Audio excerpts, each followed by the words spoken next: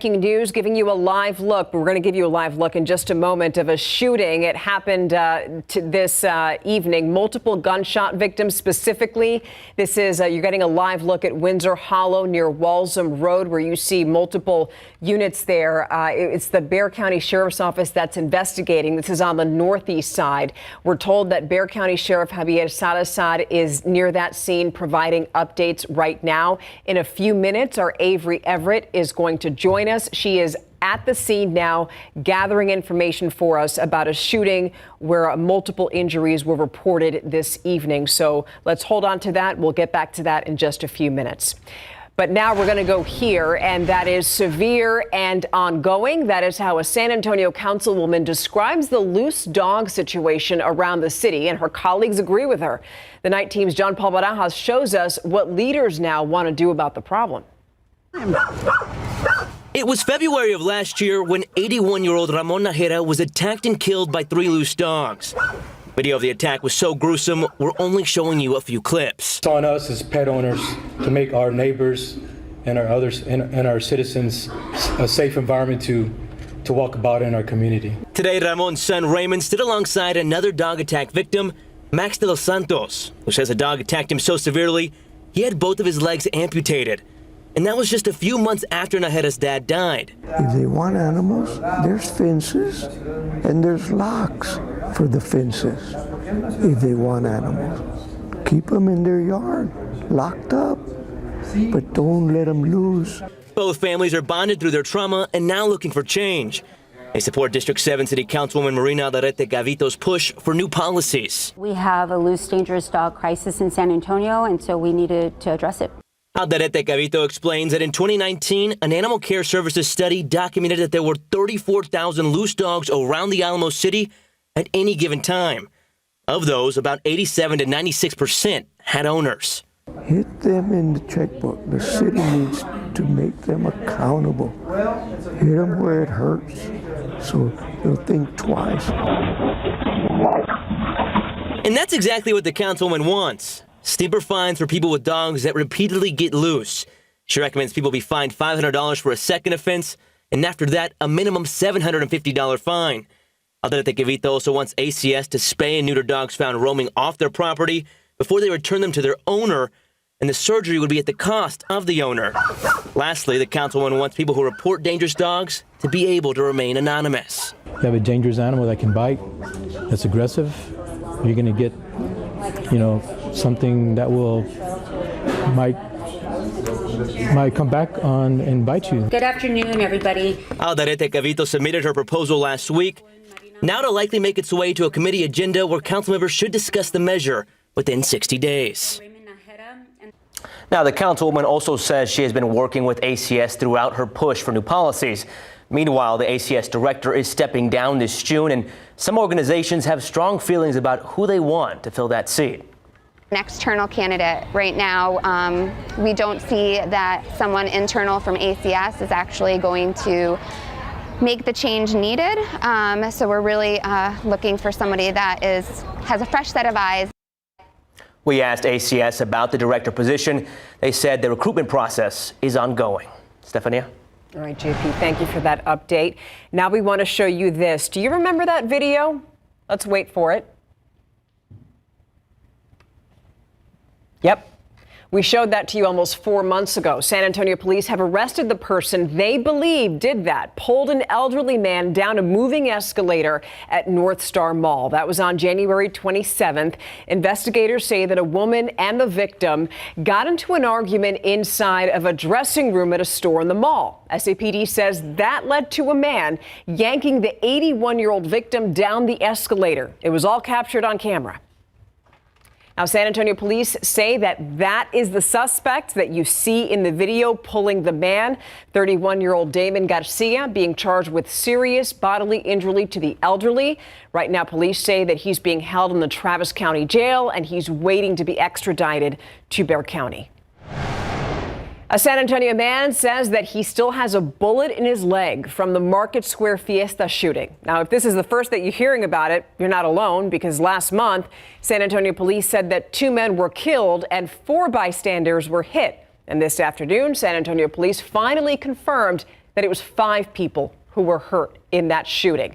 We'll show you the x-ray right there. It shows the bullet in Adam Jaramillo's leg. His attorney says that friends took Jaramillo to the hospital. San Antonio police say that Jaramillo hadn't given them a statement yet. The deadly shooting, just one of several incidents involving guns and violence at Market Square during Fiesta. Jaramillo's attorney says that the city should have made an effort to warn people about the dangers. The city knew it, and they did not do anything to either warn, inform, or protect the citizens that went there for a good time, to enjoy Fiesta. So this is something we emailed the city about twice today. We wanted to ask them specifically about security complaints. We haven't heard back. Jaramillo's attorney says that if they don't hear back from the city within the next 2 weeks, they plan to file a lawsuit. Looking and seeing other young female subjects in the photography, we also saw that it's possible that there may be other victims. Yeah, there could be more victims out there. That's the message you just heard from Bexar County Sheriff Javier Salazar. He says that the man right here, 48-year-old John Stephen Lill, a local photographer, is accused of sexually assaulting a woman. The sheriff says the victim told deputies that she hired Lill to take boudoir-style photos of her. And instead, investigators say that he took advantage of her.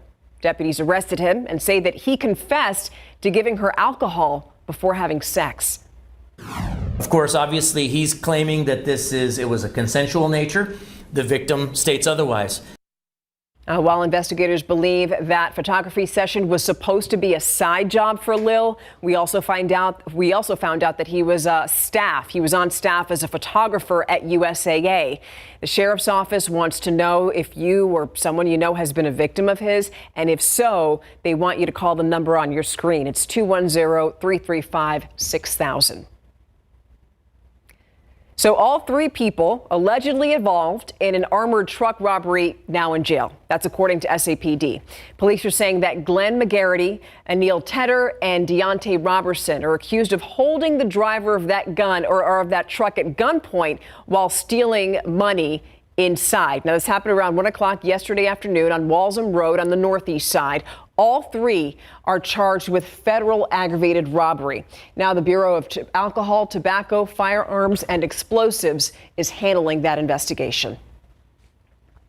So now it's been more than a year since the man that you're about to see was killed here. And tonight, police in Selma still don't know who killed 22-year-old Joseph Banales. According to Selma police, Banales was shot in the head on April 15th of last year while he was sitting in his vehicle. And during their investigation, Selma PD identified a vehicle of interest. That vehicle was a dark-colored Nissan sports car with a spoiler.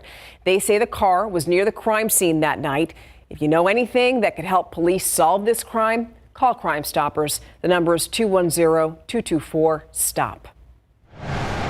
So now a couple of deadlines that we want to let you know about. The first one is for homeowners. If you're planning to appeal your appraisal, you have 1 week to submit your protest. Don't sleep on that. That paperwork needs to be in by May 15th if you want to lower the appraised value of your home so you pay lower taxes. According to the Bexar County Appraisal District, the easiest way to do that is by going to bcad.org, and the website looks like the one that you see right there on your screen. The next deadline is one that you have a little bit more time to. If you plan to fly around the country next year, you have about a year to make sure that your state-issued driver's license or identification is Real ID compliant. So here's an example of what you're looking for in Texas. You're going to want that yellow star right here on the top corner. And if you have one already, you're good to go. Now, if you don't have that star, you're not going to be able to board flights or access federal facilities or buildings after May 7th of next year. For more information on how to get your Real ID, you can visit texas.gov and look for driver license services, and the website looks exactly like this. Speaking of something else, KSAT 12 made the switch to Next Gen TV. A lot of you have been asking about this. If you still have questions about what that means for you, you see that QR code on the bottom of your screen. Scan it. It'll take you to a section of our website that is dedicated to Next Gen TV. We want you to stick around because coming up, we're going to talk about a proposition that's posing some problems, why some people who live in an East Side community hope that a plan for new land development gets tossed right out.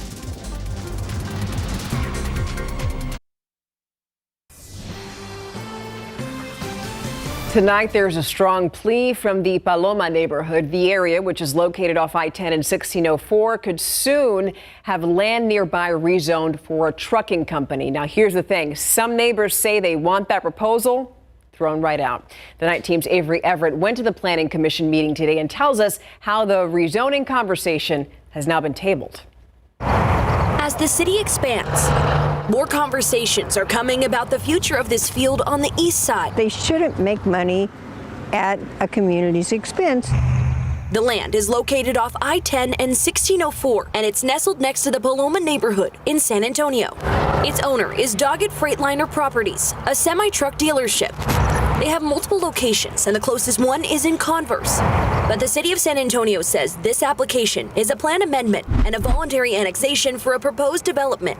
The development would be for Freightliner sales, servicing, and outdoor storage. With its proposed location next to two major roads, it could be an ideal spot. But for neighbors, the project proposal poses problems. Outraged. I'm like, no way. You got to be kidding. Safety, peace, property values, and pollution. These are the top concerns for this community if the project does move forward. Think about the people that live here. So you say 76 homes would have this as their backyard, but there are hundreds of other homes, thousands even, that would be impacted. Correct. We have a total of 1,344 homes here. But Joe Most isn't alone. Other people in the neighborhood have taken to social media, and some have even created a website urging the city to reject this rezoning request. Paloma Luxury Apartments, located just across the street from the land, sent us a statement saying in part, residents here are concerned. They want their children to be able to play in a safe, peaceful setting. They don't want big rigs in their backyards. Commissioner Sykes? On Wednesday, during a planning commission meeting, a continuance was voted on until May 22nd, delaying the discussion. We emailed and called Doggett Freightliner. We also tried calling the attorneys listed in the rezoning requests. Hello? So far, no response. Neighbors say they're set to meet with the company on Friday, hoping to come to a resolution by protecting their community and still keeping the city growing. Avery Everett, KSAT 12 News. All right, switching gears now. 82 degrees out there right now. And at this time tomorrow, we're going to be talking about a cold front. Yes, Adam. It's going to be here around this time tomorrow. It's not going to be the kind of front that hits and everything changes right away. It's going to be gradual, but it will arrive late tomorrow around this time. High temperatures then dropping to near 80 for this weekend. And we do have a few rain chances to talk about going forward, but I'm not all that confident we'll see much along the front. First of all, let's look at the temperature trend in the days ahead. 90 degrees the high temperature tomorrow, feeling like mid-90s when you factor in the high humidity. Friday, we're in the mid-80s and actually a degree below average at 84. Then look at Saturday and Sunday, right near 80 degrees for the afternoon high. Actually, Saturday, with enough clouds, we're anticipating a high temperature of 79 degrees. But if you love the 90s, don't worry, they'll be back soon enough. By Tuesday of next week, we're back into the 90s. Temperatures right now, 92 Del Rio. Actually, earlier today, Del Rio hit 106. That was a record high temperature by 3 degrees. Hondo currently at 79. You look off to the north, you see the cool front. It doesn't stand out like a strong fall cold front, but 70 in Lubbock, 70 in Amarillo right now. Abilene currently at 73, in Oklahoma City, an even 70. That cooler air is slowly pushing southward, and as I showed you before, it'll be here, particularly by this weekend. Also, dew points behind that front, big drop-off. Dewy's right now in the 40s behind that cold front, and that lower humidity, that less humid air, will eventually make it here. Give it some time, but I think by Friday morning, first thing, you'll notice that lack of mugginess. So look at the really high humidity right now. Dew points across the board in the mid 70s. This is about as humid as it gets around here. But let's fast forward through the day tomorrow. Still very humid. We get to tomorrow evening, cold front arrives, and notice those dew points gradually dropping off by tomorrow evening and especially on into Friday morning. Friday morning, feeling pleasant with a lack of mugginess back in the air. Actually, I think some dew points down into the upper 50s in some places by Friday morning. So Friday, Saturday, a break from the mugginess, and then the humidity returns a little bit on Sunday, Mother's Day. However, here's the caveat. On Sunday, little return of humidity, but it's not going to be oppressive. We're not talking about dew points back in the mid 70s. That's not going to be the case. Cold front off to the north, main storm activity, parts of far northeast Texas, and especially midsection of the country into Kentucky, parts of Tennessee as well. That's the severe weather zone. Tomorrow, 20% chance of storms. That's along that front. And mainly, it's going to be off to the north of us, closer to Dallas. However, as that front drops in, we can't rule out an isolated, a stray thunderstorm popping up. It's unlikely that anything's really going to develop close to San Antonio, but if it does, it could quickly become strong to severe. We think most of the action will stay just north of Austin, but it's something, of course, we'll be watching very closely, because if something pops, in the rare event it does, it would quickly become strong to severe. Only a 20% chance of that happening tomorrow. A 20% chance of a few showers on Friday. I think mainly closer to the Rio Grande. Saturday, 20% chance. You see the trend. Then by Sunday, Mother's Day, we're up to 40%. We boosted those chances a little bit. We think there's a slightly better likelihood of some scattered activity developing, and we do have to watch out for a few thunderstorms on Mother's Day. As for tomorrow, 75 in the morning, low clouds again to start the day. By noon, 86, 90 the high temperature, but where the clouds clear out sooner, especially in outlying areas, will be well into the 90s, even near 100 along the Rio Grande. So something to keep in mind. And then look at that for temperatures, Steph, this weekend. Ooh. Upper 70s on Saturday, right near 80 on Sunday, and mornings back in the low 60s for a little bit of time. That'll be good for Mama. That will be. And looking outside right now, the low clouds are starting to build back in, and they've been stubborn lately. Usually they burn off by the noon hour, but they've been sticking around locally a little bit longer, and I'm anticipating the same thing tomorrow. So a bit of gray in the sky again. Okay, so it's a good thing that we're talking about indoor sports now. The Brahmas facing the Roughnecks this week. Yeah, and the Brahmas really need to bounce back because they're on the tip of not making the playoffs if they suffer another loss, right? Hey, in this weekend's game, it's a homecoming for head coach Wade Phillips. And in the NBA, we have the Spurs NBA draft lottery chances to get that top pick again coming up.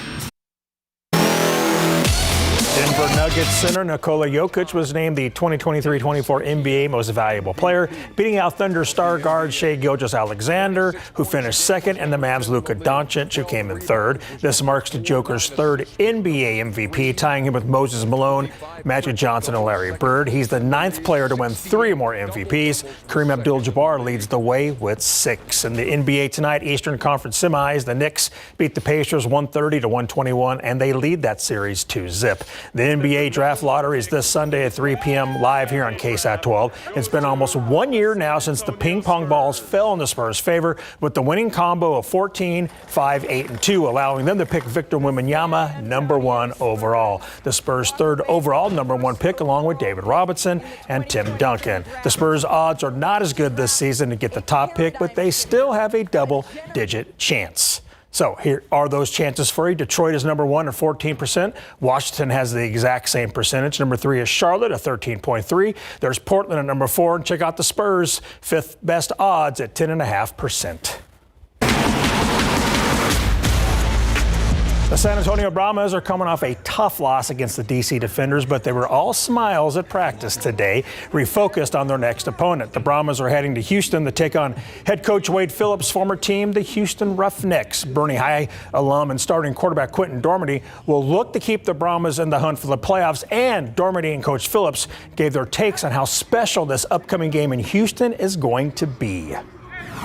Going back to Houston, that's where I live. And so I got to be able to live there, so we need to win this game. So, and all our players know that this is, again, the most important game of the year. They're going to run a lot of stuff defensively, so we got to be ready for it all. But really, we just got to go out and execute the plays that are called, and the rest will work itself out. Another QB in action today was former Arizona quarterback Jaden DeLora, who tossed a couple of passes in practice. He'll be backing up Quentin Dormady along with Kevin Hogan when the Brahmas head to Houston this weekend. The Indiana Fever and San Antonio native Nalissa Smith have gotten a ton of attention this offseason after getting Caitlin Clark with the first pick in the draft. That's brought in huge crowds as the Fever will play their final preseason game tomorrow night at Gainbridge Fieldhouse, where the Indiana Pacers play. Nalissa shared how the attention has challenged their defensive communication. We just got to be more aggressive, on the defensive end and offense. We got to watch our pace a little bit and, just get into stuff faster and, call things out quicker because the crowd is going to be loud. So it's just going to be an adjustment for us. We're super excited, just see all the fans come out. It's been a lot of hype around our name. So just to see it come into fruition. For more on Nalissa Smith, just go to our website, KSAT.com. The Rangers playing a doubleheader out west after the break.